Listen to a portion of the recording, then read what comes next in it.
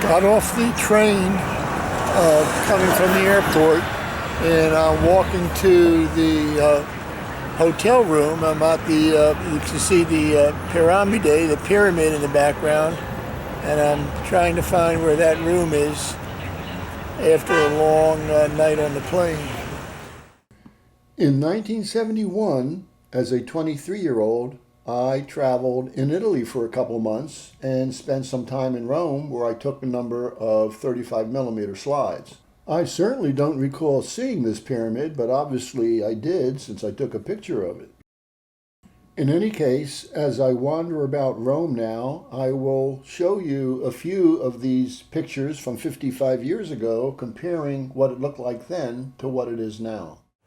Well, it's my first night in Rome, and I just hopped on a bus since I have a unlimited card, and I rode it a while.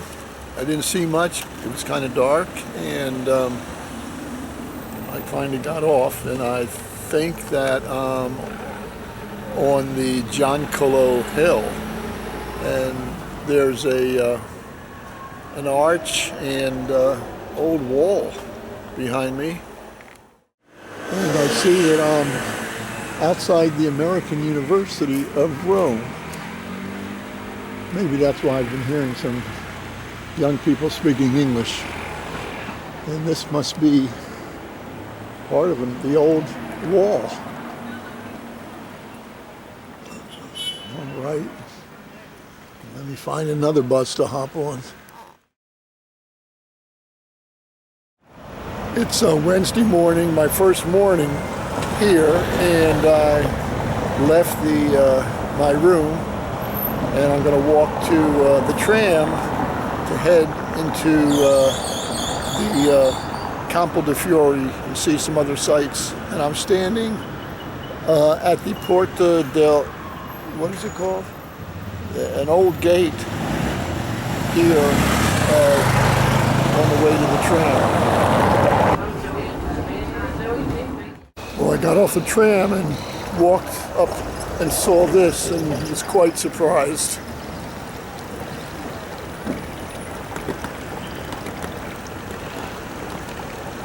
It's time for a little snack.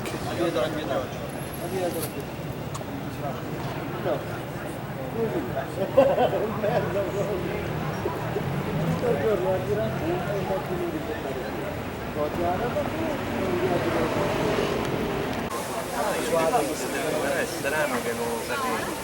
E poi qualcuno mi ha spiegato che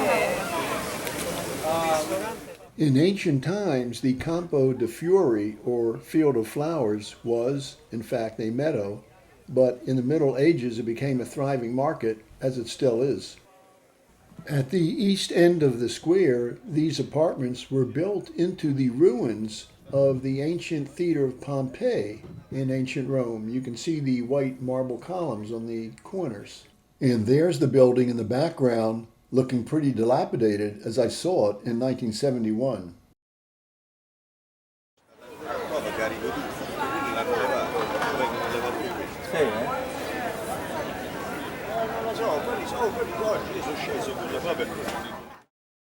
The inscription tells us that this is where the pyre burned. That is, this is where Giordano Bruno, a Dominican priest, was burned alive in 1600 here in the Campo de Fiori for his pro-scientific heretical views. Behind me is the Palazzo Farnese. This palace is one of the most important high Renaissance palaces in Rome. Michelangelo contributed to the design, including the larger central window with the balcony and the jutting cornice at the roofline. The building houses the French embassy and also includes a number of famous works of art which are accessible via guided tour. The twin fountains flanking the entrance are made from stone tubs that were part of the baths of Caracalla. This beat-up old statue is named Pasquino.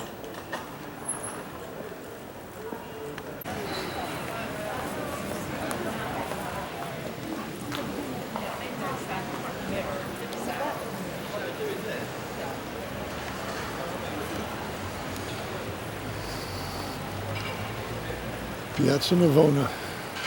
I was here, what, 56 years ago. Looks like a lot of construction going on.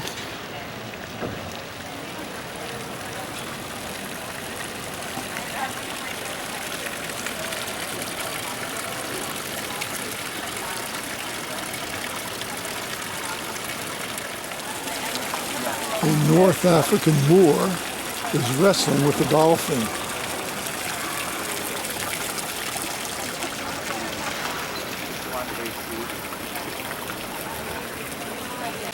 And in this fountain, Neptune is slaying a giant octopus.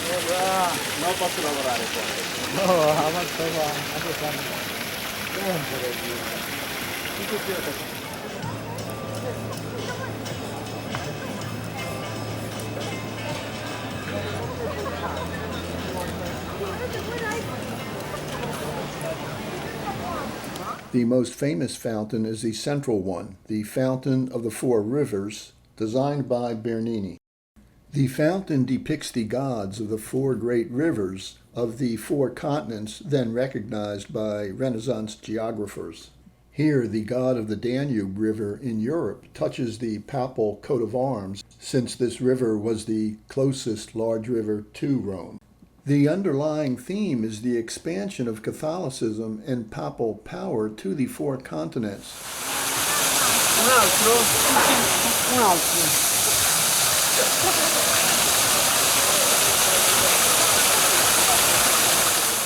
For Asia, the god of the Ganges holds a long oar representing that river's navigability. The palm tree is one of many details of the exotic regions being displayed.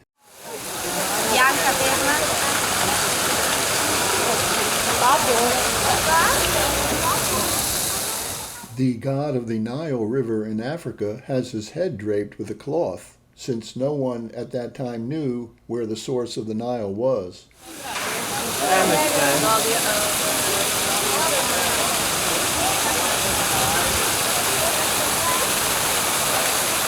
And finally, the god of the Rio de la Plata represents the Americas. He sits on a pile of coins symbolizing the riches that the Americas can bring to Europe.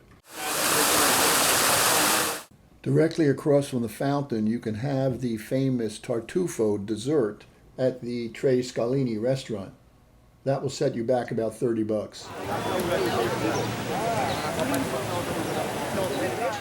And here is my picture of a flower vendor on the Piazza Navona from 1971. And yes, the restaurant La Carbonara is still there. And this picture helps me recall the intoxicating night scene there in 1971. Back in front of the Farnese Palace, it looks like I have arrived at just the time to see the changing of the guard. Displayed from the balcony over the entrance are the flags of Italy and the EU.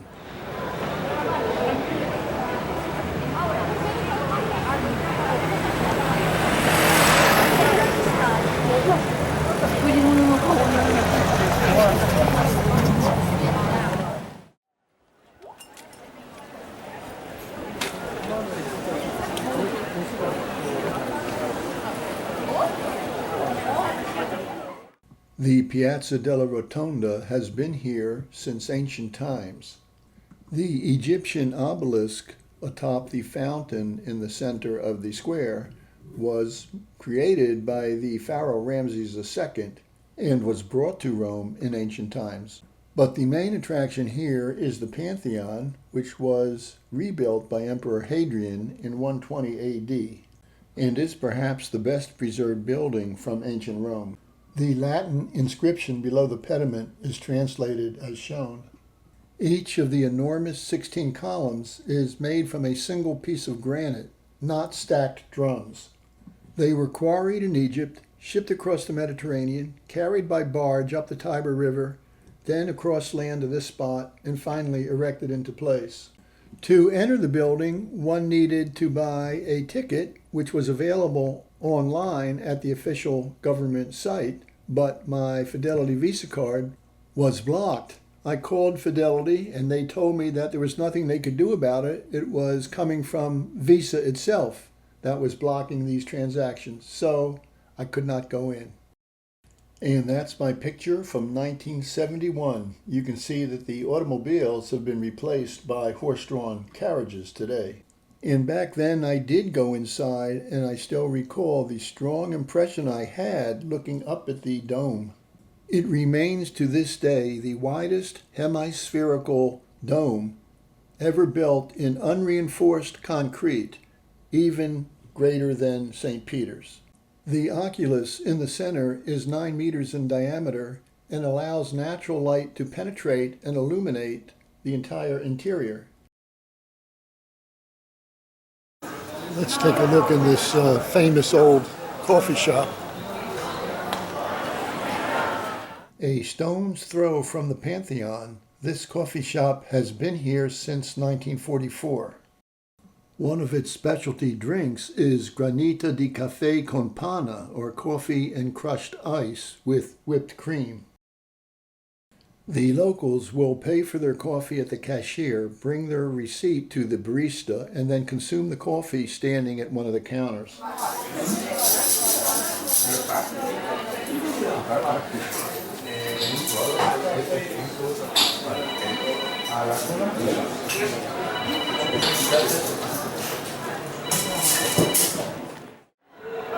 On the Piazza Capranica, behind me is an apartment building from the 1600s where middle-class people would have lived.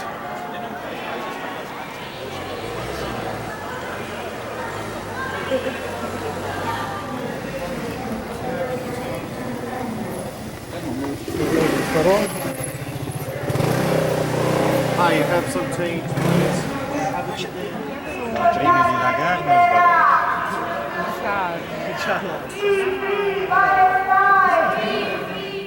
This demonstration causes one to consider a thorny moral question. To what extent should a high-trust cooperative society, a Western society such as Israel, be allowed to protect itself from terrorist groups coming from low-trust, tribalistic societies? Anyway, facing the piazza is the Italian Parliament, and in front of it is an Egyptian obelisk from the 6th century BC that was brought to Rome from Egypt by Emperor Augustus. The relief next to the door of the palace shows Lady Justice, since before this building was the Parliament, it was the court of the Papal State. The impressive facade was designed by Bernini, and to the sides of the building, one can see these jagged stones, which were an architectural element popular in the Baroque era.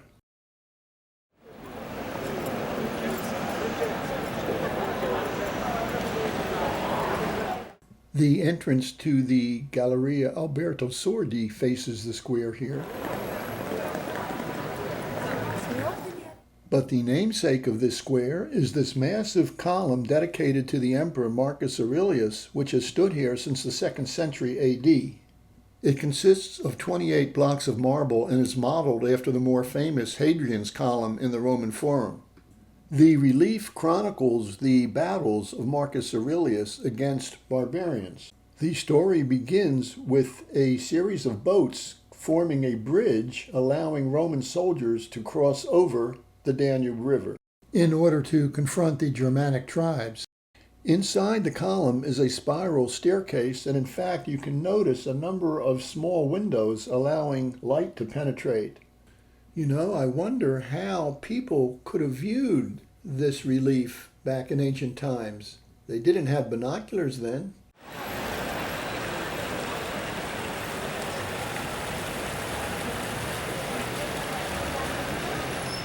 The Palazzo Chigi serves as the official residence for Italy's Prime Minister. In this building, which was once the headquarters of Mussolini's fascist party, now houses the right-wing newspaper Il Tempo.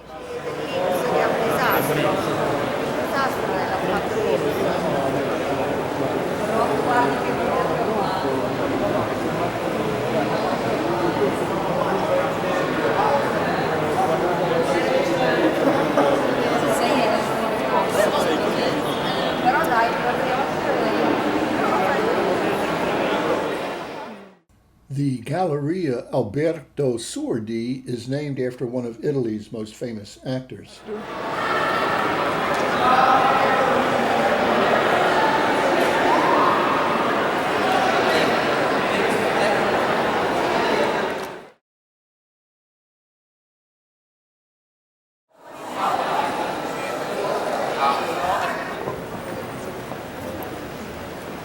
There was the Piazza del Popolo at the north end. And there's the monument to Victor Emanuele II at the south end.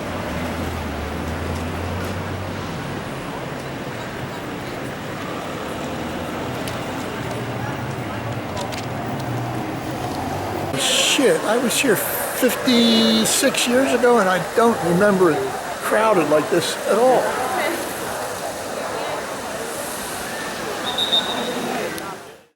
But as my old slides reveal, you can't always trust your memory. It was crowded back then.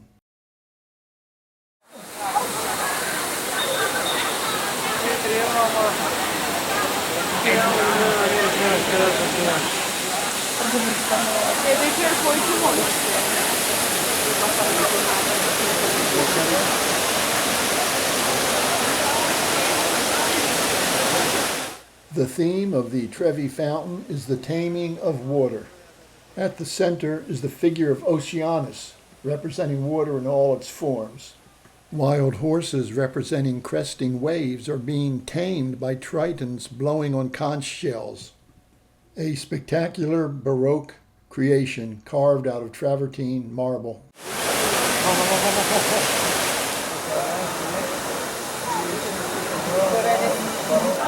Notice these ancient columns. Now it's a Benetton store. A bronze statue of Mary sits atop an ancient marble column. At her feet, a globe of the earth is crushing a serpent representing Satan. This column was erected in 1857 to honor the Pope's proclamation of the Immaculate Conception.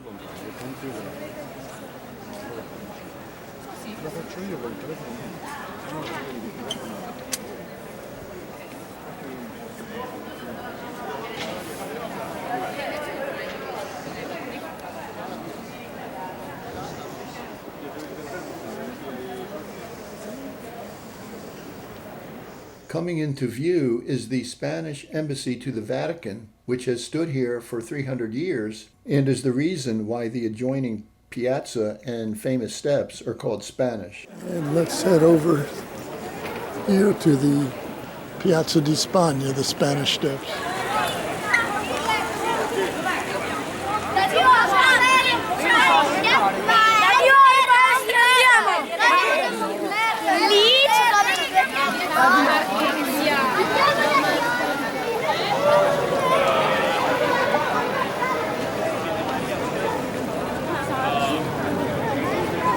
It looks like you might not be able to sit down here because I have a dinner I was going to consume. Let's see.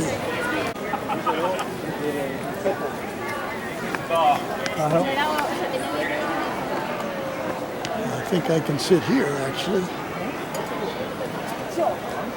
What's that? Sorry. No mangi? No. No permesso? No, non è permesso. Okay. Grazie, Okay. gentilissimo.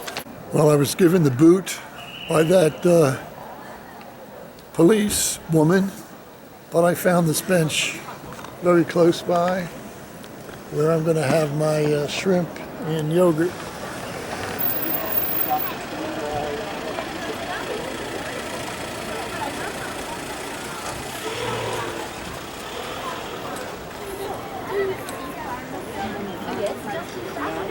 Oh, okay. Thank you very much.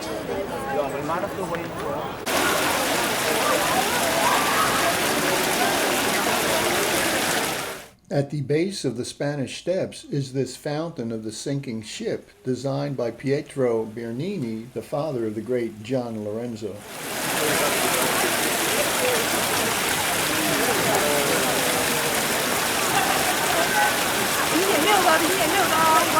And I was just told that this historic Cafe Greco just closed in January because the rent was so high. And apparently you cannot see the historic interior anymore, and that's it.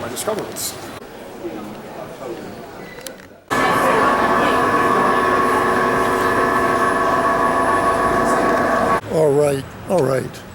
I was able to get the bus back, and I'm standing in front of the building where my room is, and I'm going to show you how complicated it is to get into that room. Well, right now the main door is open, but it does usually seem to require a key.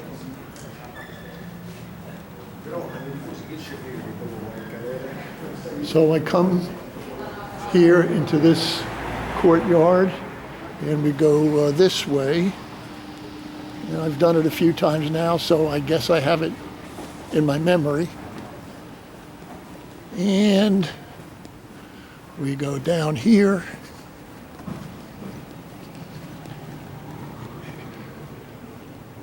All right. All the way to the end of this walkway.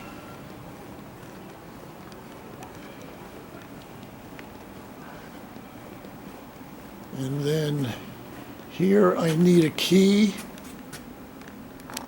And this is the key. Let me see. There we go.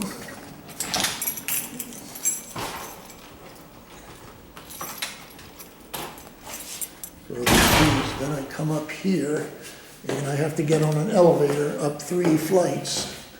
And it wasn't working this morning. And I see it is working now. And then I need a key once I'm in the elevator.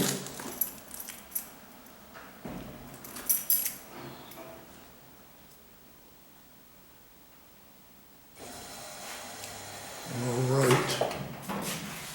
Now, I put the key in the elevator. And there's room for one person only in this. And let me see, I go there and I hit 3. And it says one person only. It's like my room, one person only.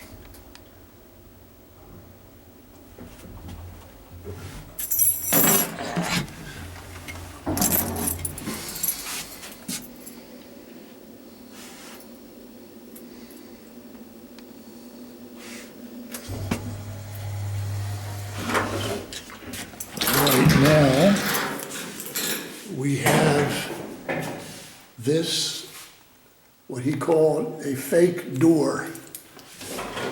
No, wait a minute. I'm sorry. Where is it? No. I'm lost again.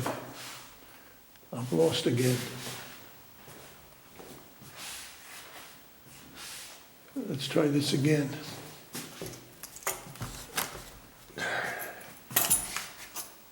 No, it's this door. Okay, this door. See, I got lost. This is a fake door is what he called it. So I just push it and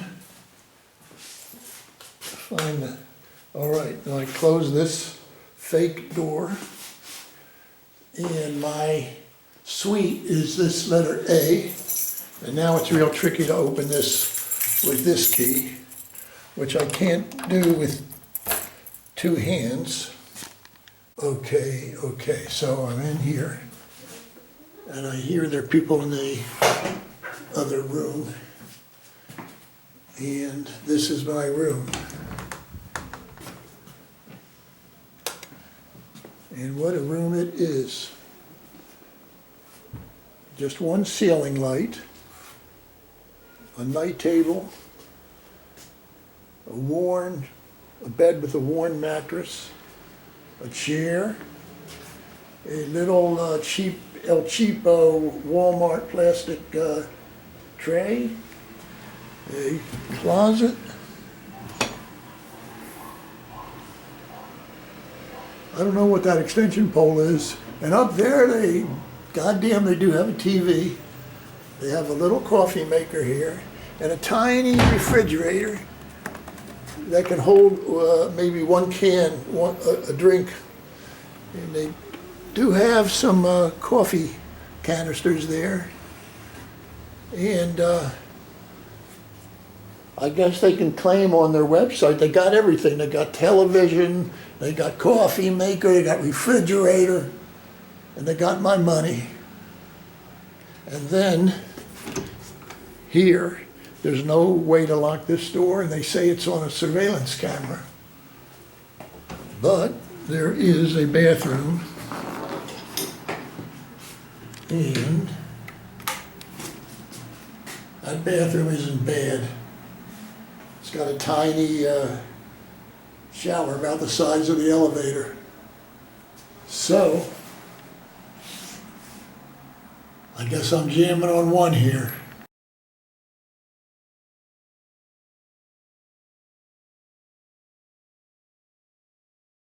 Well, this evening I'm taking a walk to Trastevere, and I am finding it very atmospheric, very charming.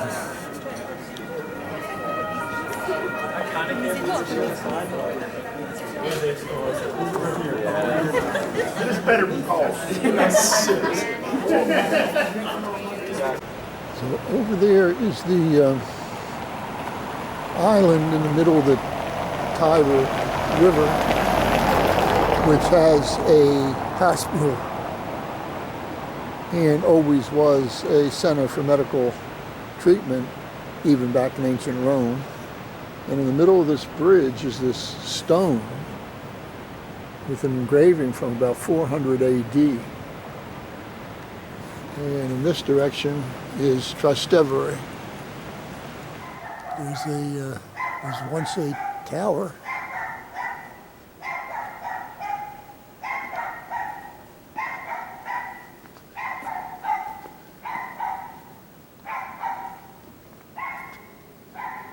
And there's an old arch above which would have been a passageway between aristocratic buildings.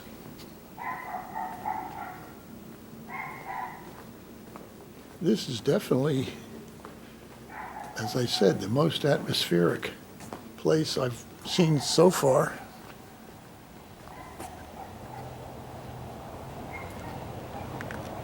Today, this building has a restaurant in it, as you can see, but 1,000 years ago, it was a synagogue.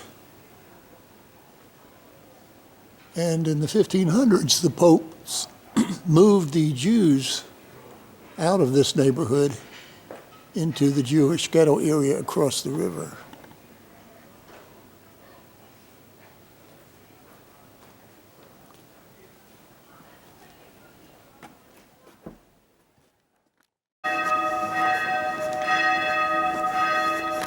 Basilica di San Cristogano. Maybe I should catch the number 8 tram back. Wait.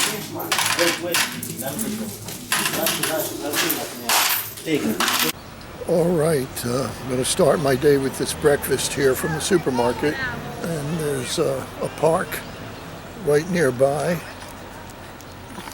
I don't think I can eat all of this. I've got some yogurt, some salmon, I'll call it lox, with bread, and some kind of a spritzy orange drink. Well, that was not a very enjoyable breakfast, but I did get my protein. The bread was terrible, so I gave a lot of it to these creatures on the ground.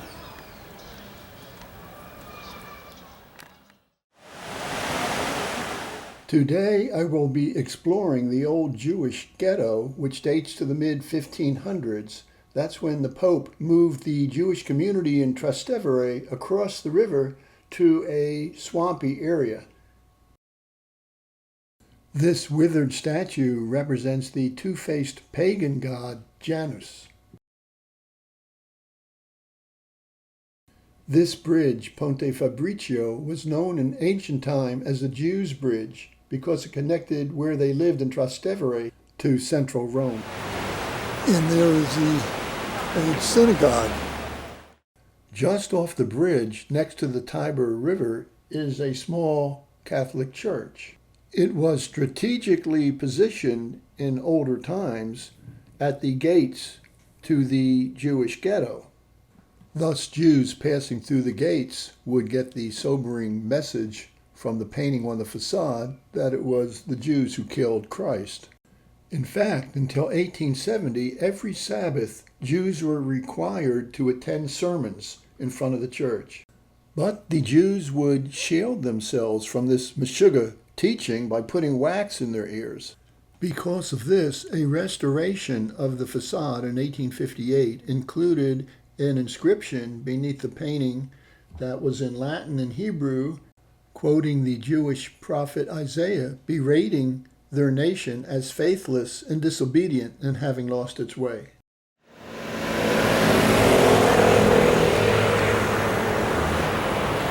We're going to go up to the synagogue.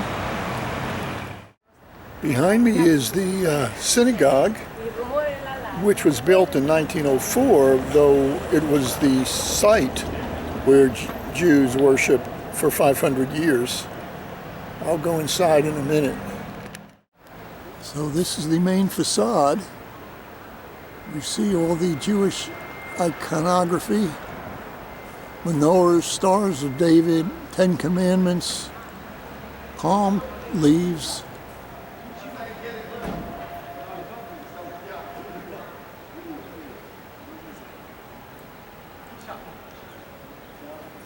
And lots of security.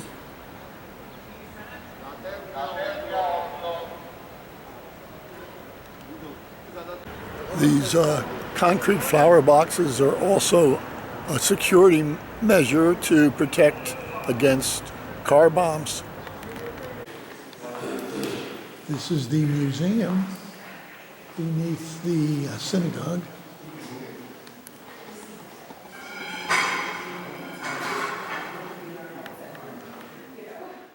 The museum presents information on the Jewish presence in Rome since the 2nd century BC and also has a large collection of Jewish art.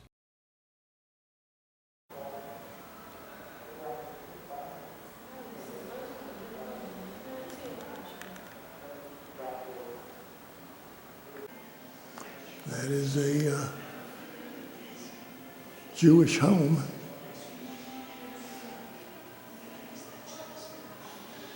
That's challah bread.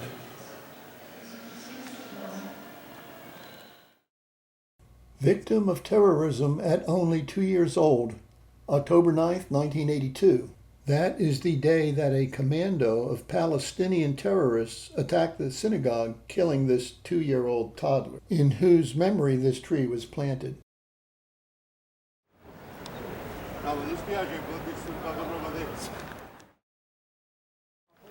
And this is a Shoah museum.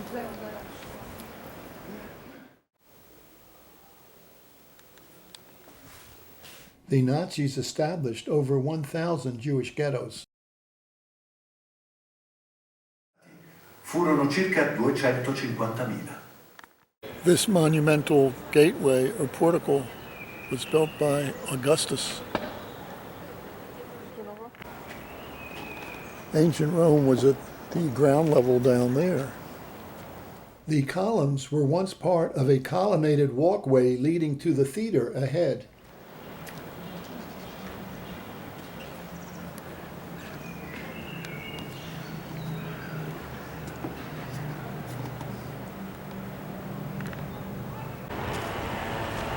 The Teatro di Marcellus was built and completed in 17 BC by Augustus. The stadium could hold about 15,000 spectators.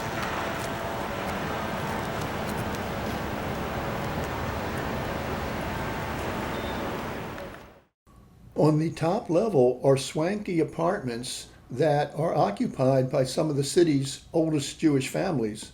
They command a beautiful view of the city center.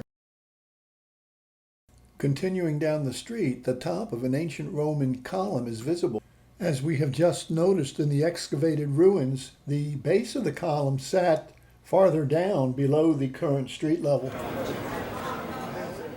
These artichokes are deep fried in the so-called Jewish style. This is the main drag of the Jewish quarter, which was formerly a ghetto until the unification of Italy in 1870. Today, Roman Jews refer to this neighborhood as the Piazza.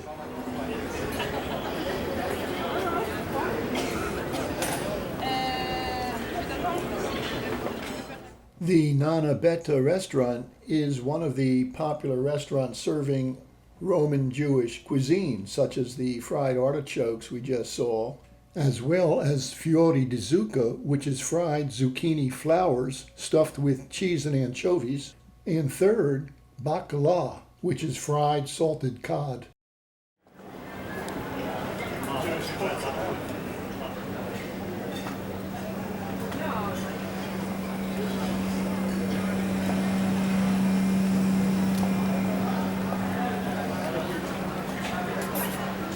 Behind me is the Jewish school. Around 1,000 children attend kindergarten through high school here, and plans are underway to expand the school into a new building nearby. This Via di San Ambrogio is an old surviving street, very narrow.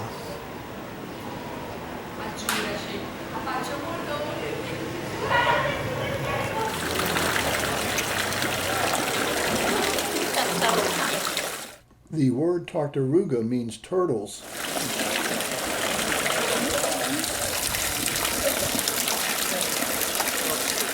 The turtles were added to this fountain by Bernini, and they symbolize the Jews who were ancient creatures carrying all their belongings on their backs.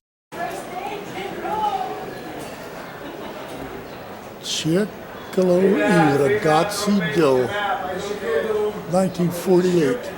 The plaque notes that this was the meeting place of the boys of 48 who worked to preserve Jewish culture after the war. These Stolpersteine commemorate Jews who were arrested, probably lived here, and were deported to Auschwitz and died in these various years, 1940s.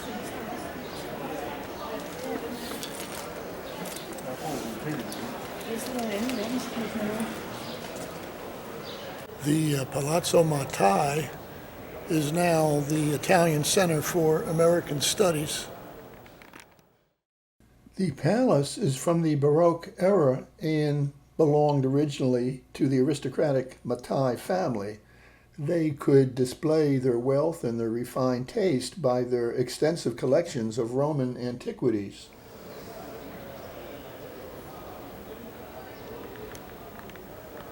Back on the main drag, this fragment from an ancient Roman tombstone was placed here before the establishment of the ghetto in 1555.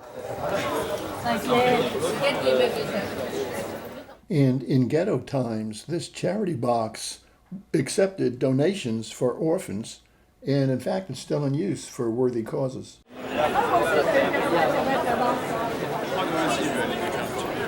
And there's another ancient sculpture of a lion attacking a gazelle.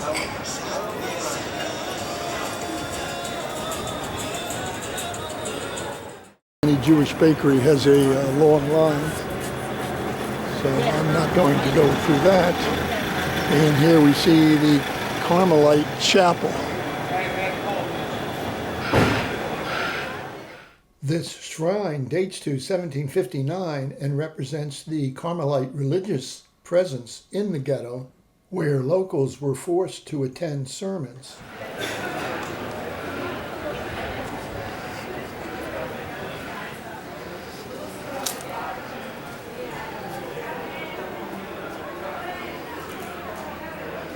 This is a peculiar tunnel.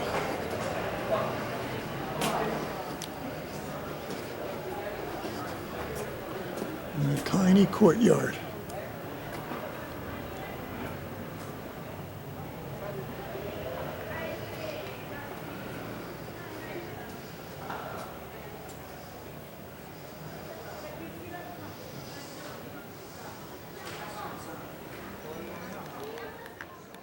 So thousands of Jews once lived in these tiny tenements, and I am finished with this neighborhood now and going to figure out where I'm going next. Well, here I am at another major site. I think you all know what this is. The Colosseum is the #1 tourist attraction in Rome, but to visit the inside one needs a timed entry ticket, and I did not want to navigate the long lines to try to get one. And in any case, I had already visited the inside over 54 years ago. The Colosseum dates to the 1st century AD and remains the largest amphitheater in the world. It currently receives from 20 to 30,000 visitors per day.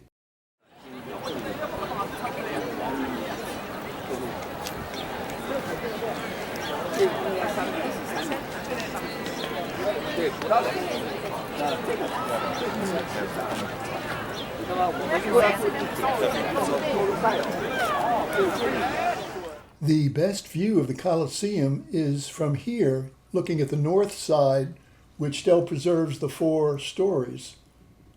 The exterior was constructed of travertine marble, which was quarried in nearby Tivoli.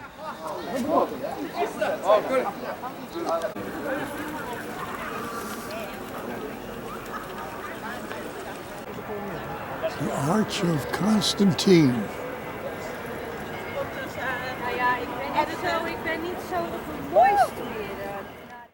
And that's how I saw it as a 23-year-old. So this is the other side of the Arch of Constantine.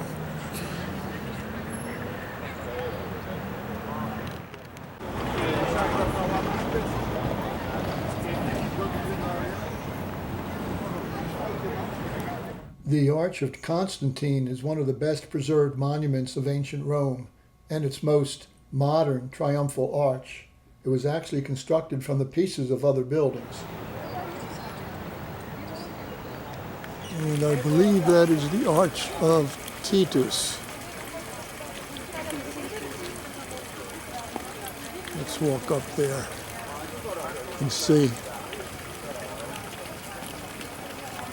Well, that's the Roman Forum down there, and this whole area is very dense with different sites, and this takes a lot of energy, let me tell you. This whole city would take several weeks to see most of the major sites, and I don't know if I'm going to have the energy to do this. Certainly not now. Well, I've walked up here on the Palatine Hill, and that is the Church of St. Bonaventure. I've reached the Circus Maximus, and I'm standing on the elevated area where the chariot would race around in a stadium that could hold 250,000 people. It's getting dark, I'm tired, and I'm maximizing out here in the Circus Maximus. That's the Palatine Hill over there, and that embankment would have been bleachers.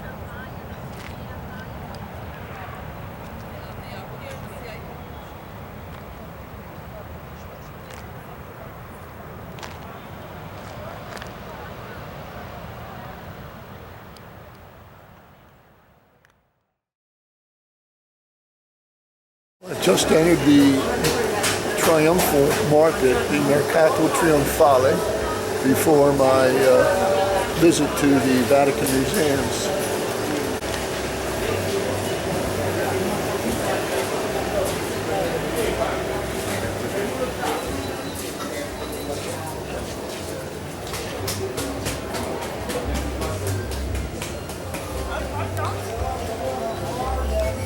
And it's very, very large.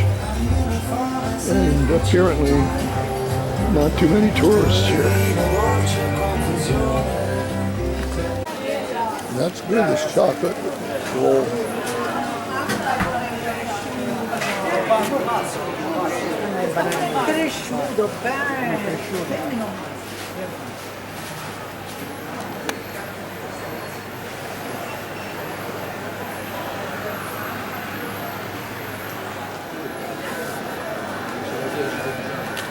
Well, this is the line, I hope, for the Vatican museums.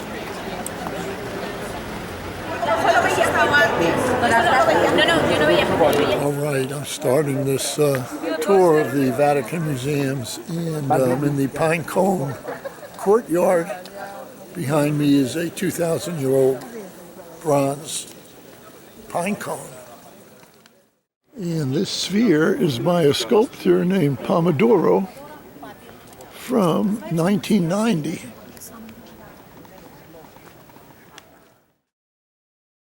Upon entering the museum, the first building is devoted to ancient art, including an Egyptian collection, which includes this 3,000-year-old mummy of a woman. Apollo was the Greek god of the sun and of music. This is actually a 2nd century AD Roman copy of the Greek original by Praxiteles.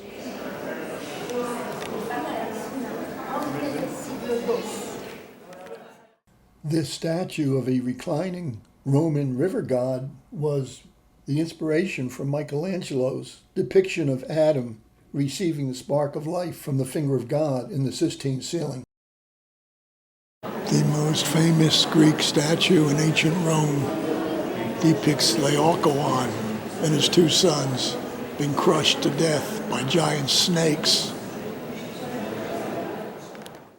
This big bronze Roman statue of Hercules stands in the round room. The basin was imported from Egypt and is made from a single block of imperial porphyry marble. In fact, this 18th century room was built around it. And the mosaic floor came from the bottom of a pool in an ancient Roman bath.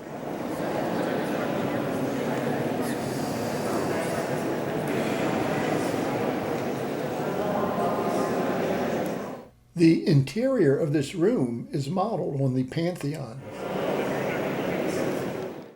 This monumental sarcophagus was made for the daughter of the Emperor Constantine. She died in 354 AD.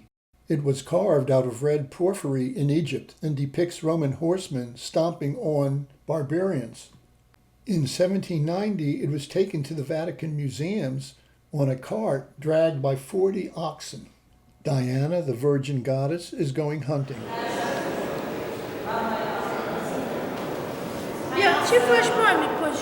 And here she is as a multi-breasted goddess of fertility.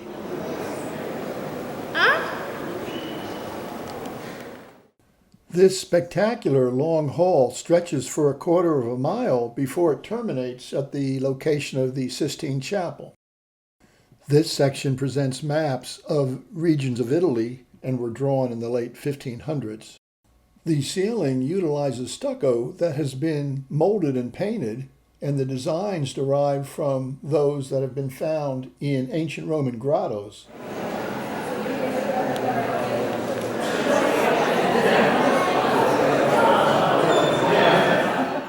After traversing the long hall, one comes to the rooms of Raphael, Le Stanze di Raffaello. I remember being impressed by these rooms back in 1971. The most famous fresco here is the School of Athens. Raphael's face is at the far right. The painting portrays ancient Greek philosophers in the pursuit of truth as a means toward divine understanding, and hence harmonizes Christian theology with classical philosophy in the scientific method. The figure in the foreground, modeled after Michelangelo, was added by the painter later after he saw the Sistine Chapel nearby. And Leonardo da Vinci was the model for Plato in red, who debates the scientific method with his pupil Aristotle. In fact, the scientific method involves the testing of theory with empirical evidence, or Platonic logic with Aristotelian empiricism.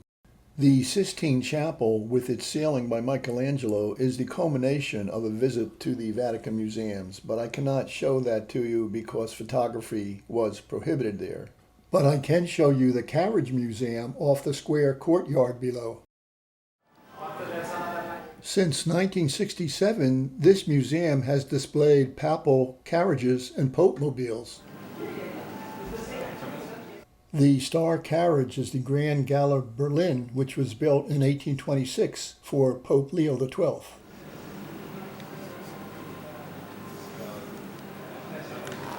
Okay, I think St. Peter's closes in about an hour, so I don't have much time here.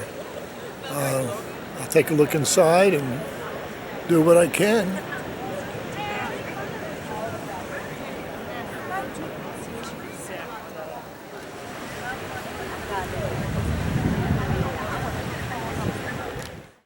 St. Peter's is the greatest church in Christendom and sits on the site where the first pope, St. Peter, was martyred. It took over 3 centuries to construct the building we see today, the largest church in the world. The floor plan with a central nave and 2 side aisles is based on that of the ancient Roman basilicas. This is where Michelangelo's church would have begun. This was the extent of the church from the designs of Michelangelo and others, but it was subsequently greatly extended in this direction.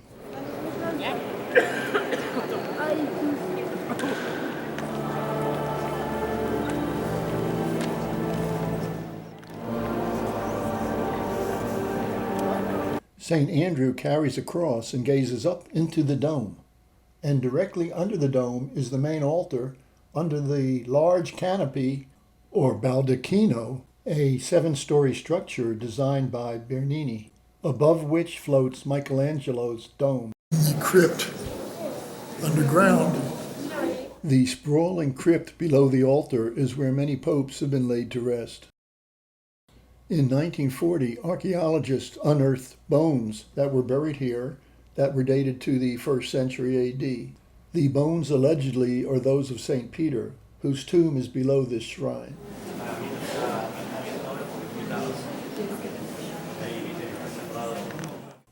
Notice the right toe of the statue, how smooth it is. That's because this bronze statue represents St. Peter, and that toe has been kissed by pilgrims for many centuries.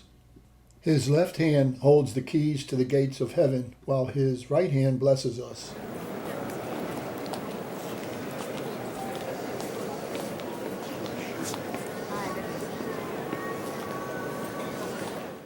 Beneath the altar of St. Jerome lies the body of Pope St. John XXIII. His body was placed here in the year 2000. Sunlight and a dove representing the Holy Spirit pours through an alabaster window, illuminating the apse. Angels, molded from stucco and gilded, accompany the Holy Spirit.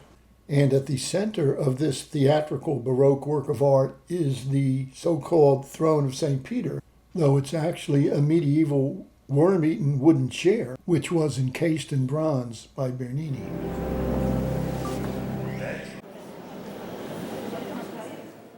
Michelangelo carved his Pietà when he was 24 years old, at the height of the High Renaissance. When I was here about 56 years ago, there was no glass. When I stood here in 1971, there was only a railing separating the public from the statue. That's when I took this photo. But 1 year later, a Hungarian geologist leapt over the railing and delivered 12 blows to the statue with a hammer. This knocked off the left arm, the tip of her nose, her left eye and cheek. It took 10 months to restore the statue, and since then it has been protected by a glass wall. Well, apparently this place is open till 7 o'clock, but I am worn out, and I think I'm going to say goodbye to these life-size babies and head out. Since 1506, the Pontifical Swiss Guard has been responsible for protecting the Pope and his residence. They also control access to the Vatican. They wear traditional Renaissance-era uniforms, and they carry halberds as well as modern weapons. And here I stood as a 23-year-old. And in 1971, this is the view that I had of St. Peter's Square when I climbed to the top of the dome. And that was the view of the Vatican Gardens.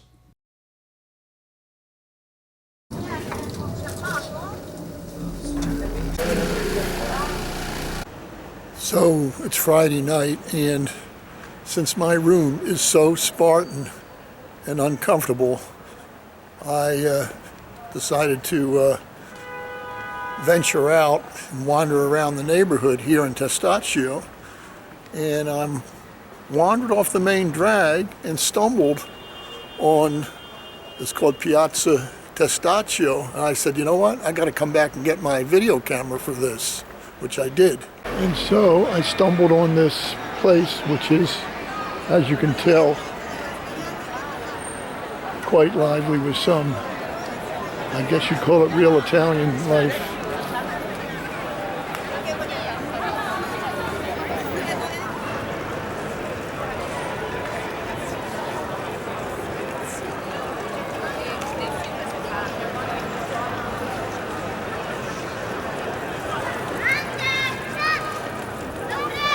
That looks like a little dive for some pizza, and I think I'll try it. All right, I'm going to splurge and have a little late night dinner here before going back to the hotel.